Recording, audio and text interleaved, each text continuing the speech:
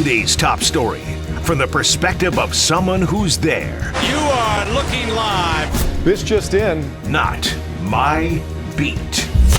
Alex Ward is the national security reporter at Politico. And Alex, didn't think that we'd be talking about Saudis and sports washing today on the show, but we get this, what feels like a massive surprise announcement this morning. We want to give listeners the background on all of this in a second, but first, what happened today between the PGA Tour and LIV Golf? They merged. They're going to become one. We're going to have one major, mega, global golf league. And it's kind of a wild cave, somewhat on both their sides, right? The PGA was basically suing LIV Golf because they were stealing away their players. LIV Golf was suing the PGA because saying it was, on an antitrust case, saying more than one league should exist. And instead of fighting each other, they're just going to join each other, which is sort of a weirdly forced marriage. But here we are. Now the PGA and LIV Golf are going to cease to exist, and they're going to be all under one umbrella organization named TBD.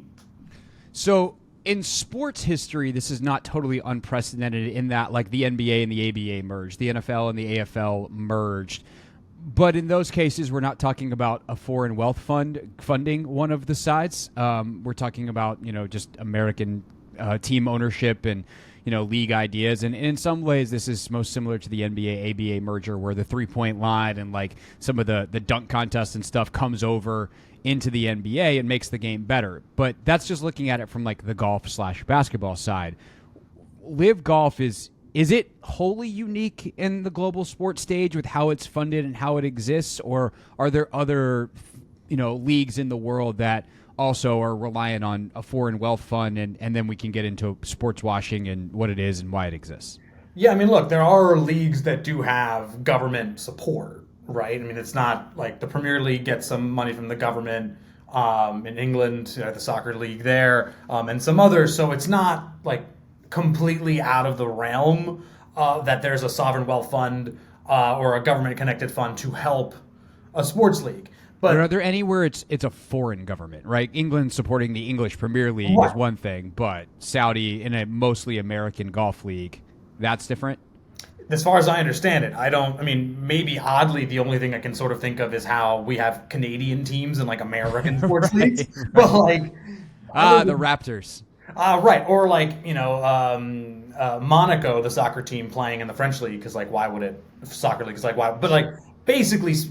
But all this to say is I think you're right. I don't think we have, the equivalent of say the Premier League, and then Japan comes in as hey, we want to have a league in England to compete with you, and then they end up merging. I don't think we've seen anything like that before. If it exists, I apologize for not knowing it, but I've never heard of that.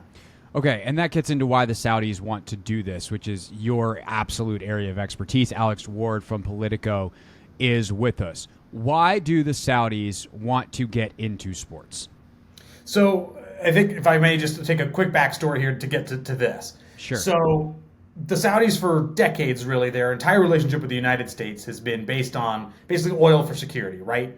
The U.S. provides security guarantees to Saudis. The Saudis give us oil and our Western partners oil, and everyone's happy and great.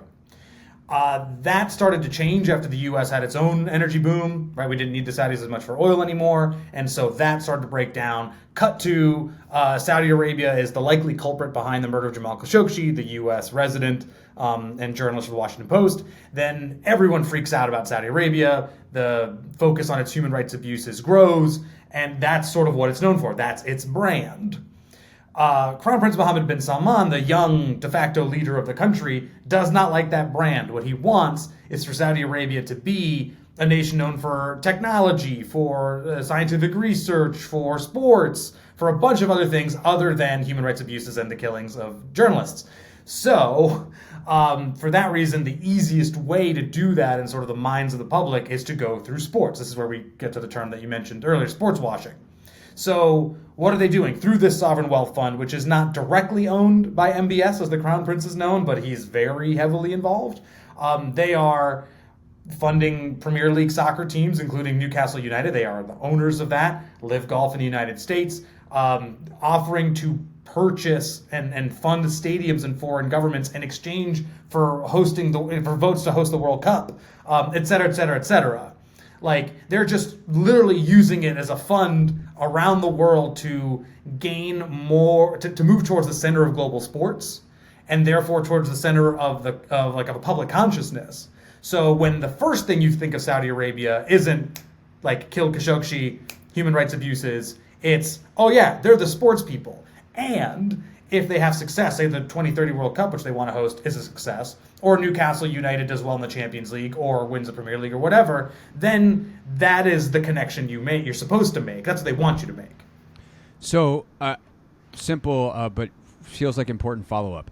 Are they actually doing better on the human rights front at all simultaneously? Because, like, it's one thing to say, oh, we want our brand to be this other thing. And by the way, we're working to be better in the areas where we are abusing humans and we killed a journalist, and we don't do that anymore.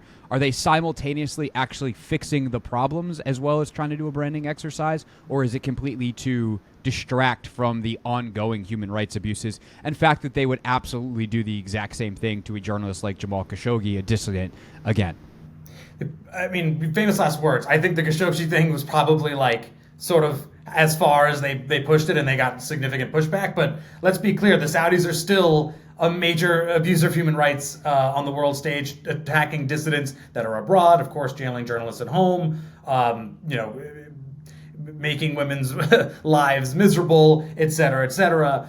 No, it is still a massive abuser of human rights, and it is known as such. Now, it will pay lip service to saying, we're changing, we're making, these kinds of things. You'll have officials say, actually, we've had, equal pay for equal work forever. You in the United States do not have that. That kind of stuff. That's the lip service they pay to it.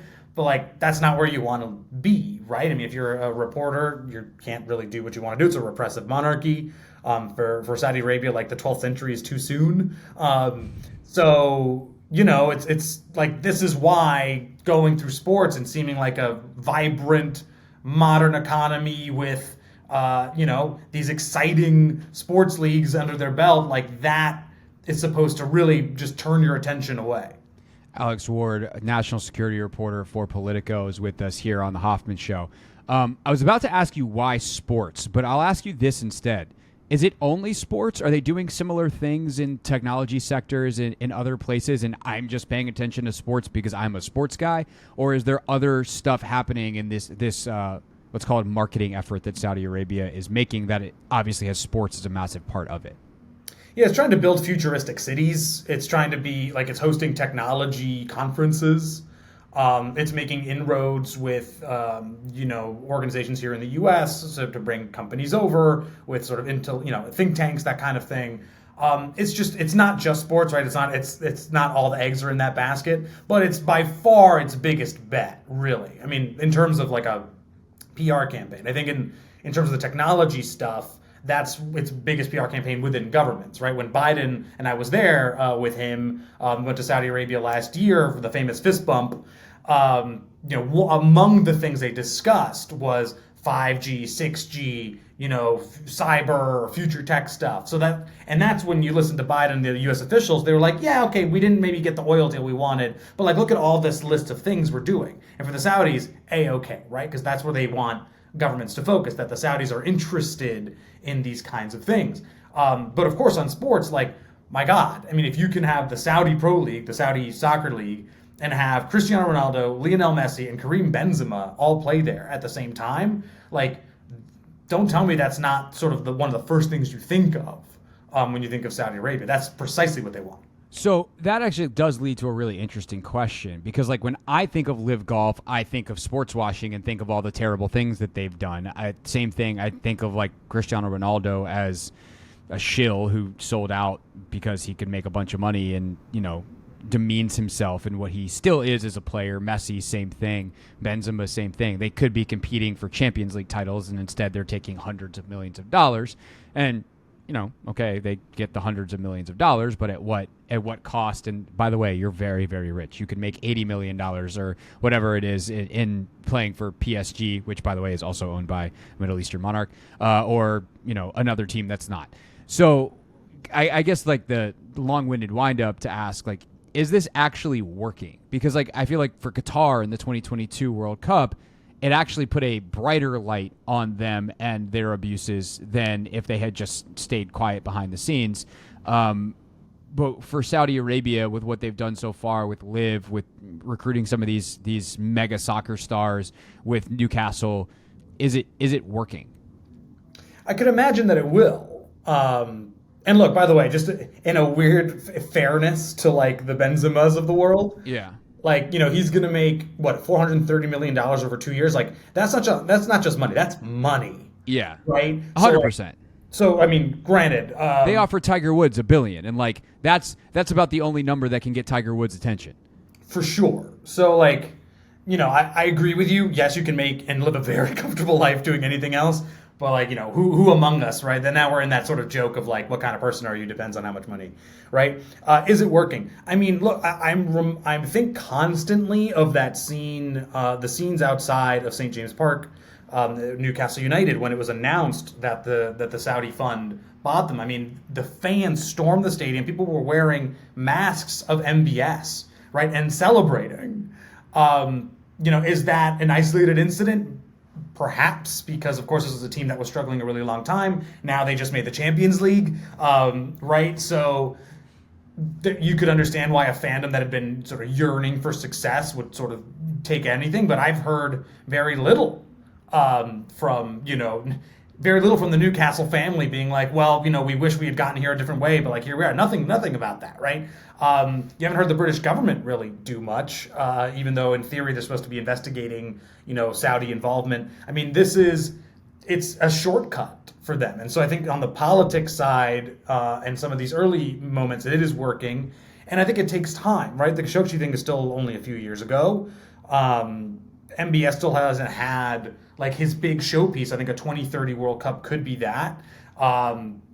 You could imagine that, once this like new tech city and all that kind of stuff opens and world leaders go, you'll go, oh, like it isn't just that like desert kingdom that's sort of unfortunately stereotypically in all of our minds. Like it can be a modern place. It is a place of contrast, to be very reductive of it, but like it has that sort of old style repressive monarchy, and it has, while all that's going on, some pretty modern fixings. So yeah, I think given enough time, I mean, I can't imagine anyone slowing the Saudis down. Given enough time, I could imagine that, yeah, like that will be again one of the first things that comes to your mind. So as Alex Ward is our guest, national security reporter for Politico, talking about the big news today where the PGA Tour has merged with LIV Golf, which is backed by the Saudi Arabian Sovereign Wealth Fund, which comes with all of the complications that we are discussing. You mentioned what kind of person are you? Depends on how much money to do the terrible thing or whatever thing you want to call joining LIV Golf, let's say. Because to your point, if I am Dustin Johnson, I can take the $400 million or I can not, and I don't know how much it really moves the needle on the geopolitics of it all. Is someone's life in Saudi Arabia worse because I took the money? That's impossible to calculate any singular person. My life is way better if I have $400 million a year. So, like, what role do the individuals here have, whether it's a Ronaldo, whether it's a Messi, whether it's the LIV golfers? And then I guess after that we can talk about organizations, governments, the PGA Tour, et cetera. But just on an individual level, like, what difference does it make if any individual agrees to be a part of this sports washing experiment? I mean, it just helps them, right? I mean, look, I'm an FC Barcelona fan, lifelong FC Barcelona fan, and I'm not particularly happy that Messi, even though he's not a player for my team anymore, but like is a tourism ambassador for Saudi Arabia. And that helps, right? Because even if you know nothing about Saudi Arabia, and even if you don't really know that much about soccer, but you sort of know the name Messi because of his greatness over the years, and you go, well, if Messi is like involved with them, sure, it can't be that bad. So there is a sense in which they do have some responsibility for helping. Benzema going, again, for a lot of money, but like that helps build the brand of that league. That could also help entice other players. I mean, look, this is obviously sort of a without the human rights complications, but like MLS was a backwater until Beckham decided to come over. And without Beckham, you don't have other world stars come to the league. And so, Ronaldo going, Benzema going, possibly Messi going, that only opens the door to other sort of retiring players to go there and help that league build its brand and therefore help that country build its brand. So I think it's not like individual decisions. I think you're right on that, but they sort of compound on each other. And it can grow and grow into a bigger thing to the point that, where if MLS is basically like world soccer's retirement home, like Saudi Arabia could be world soccer's retirement yacht, like that's like that's just going to be where the best players go to have a great time. What a quote. That compounding, factor is what I figured the answer was. It's just, it's a general slow motion normalization of it, as opposed to the shock value of like, no, this is the country that killed a Washington Post journalist, and let's not lose sight of that. So that then brings us to the organizational level and the PGA Tour. What does it mean for an American institution, the PGA Tour that has been around for the better part, if not an entire century at this point, to get into business with essentially the Saudi Arabian government? I mean, look, I can't say that I know like sort of how the government regulations about foreign business coming in to do like with sports leagues. There is a committee that looks at foreign investment into like national security related things and basically says yes or no. I don't think there's a structure for this. And so if you are, granted, the PGA is just the PGA, but like if you're the NFL, if you're MLB, if you're NHL, if you're NBA, be careful, right? Because you could imagine that the door is at least slightly open to the idea that a foreign government funds a competing league, gets some pretty high-level backing in the U.S. You could imagine if you throw a couple million to the Trump family, they might be interested, right? Or others, like not just them, but of course Trump is a big booster of LIV Golf.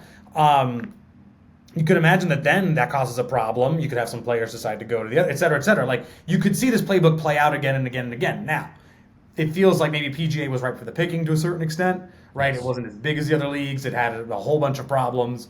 But if you are in the suites of all those other major American sports leagues or other sports leagues around the world, I should say, like you are more nervous today than you were hours ago, because now it is, at least the idea is conceivable that a foreign government comes in, competes, and then either usurps your league or merges with it. So a buddy of ours at the radio stations, Ryan Clary, who produces the show down the hall from us in the afternoons, he tweeted something similar to that of like what would stop an NBA or an NFL from getting a competitor. And to me, this is where the government stuff comes in. Like to build an NFL stadium, like an NFL owner is not sharing their stadium with someone else, right? Hey, we want to come compete with you. Can we use your stadium? Like, no. And the permitting and those kinds of things that are required to build an NFL or a NFL style stadium, an NBA style arena, I just think government is too involved at that point. Am I wrong on that? That part of the uniqueness of the PGA being right for the picking is golf courses exist already, and they are owned by private folks who can host an event like this without some of the things that need to happen to host a basketball game, a football game, a baseball game? Yeah, no, I think that's perfectly fair. And I think that's probably one reason why I guess PGA was right for the picking. But let's say, for example, thanks to the Netflix show Drive to Survive, right? Like Formula One is now a mega thing in the United States. 100%. So, right, I am a victim of the Drive to Survive disease, if you will. I now watch F1 every weekend. I didn't literally 3 months ago. No, it's fine. My wife now loves Charles Leclerc more than me, so that's fine. You and so many others are in that camp. It's our lot in life now. Yeah. Look, you could imagine that the Saudis, granted they have a course there, but you could imagine that they develop more tracks around the world, that they can make their own sort of version or whatever in other leagues that, you're right, don't have that sort of those barriers to entry, right? Like have a major football stadium or whatever. You could imagine soccer is not too hard to do, right? It's not terribly difficult to build a pitch, or you could imagine there are tons of stadiums that need refurbishing. That, or like, I don't think this is the Wrexham model in a way, but a town that was devastated, here comes in some Hollywood money, right? Foreign money. Here comes some foreign money and helps build out a stadium, helps grow. You could imagine stuff like that happens.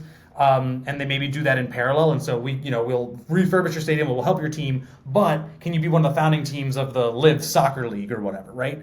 And so again, I think that's sort of the more worst case scenario and far-fetched stuff. But the point is that we're having this conversation now as like, even if it's pie in the sky, that we wouldn't have had hours ago, right? Because of this merger. Like that's the implication, is that now there have always been sort of foreign owners in domestic leagues. We've never really had foreign owners of leagues, Right. and that's really the big innovation. So one last very hairy political question here. You mentioned the former president. Am I mistaken that a part of the ongoing DOJ investigations into him includes LIV Golf? And that was there, some of the documents case did he sell for American secrets to the Saudi government, and some of that money is potentially being funneled through LIV? That is a theory that is out there that seems to have enough smoke that it's not just people on Twitter throwing it out there.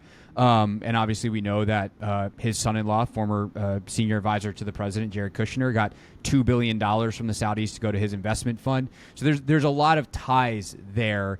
And considering the ongoing investigations, are you surprised that the PGA got involved with LIV Golf at this juncture?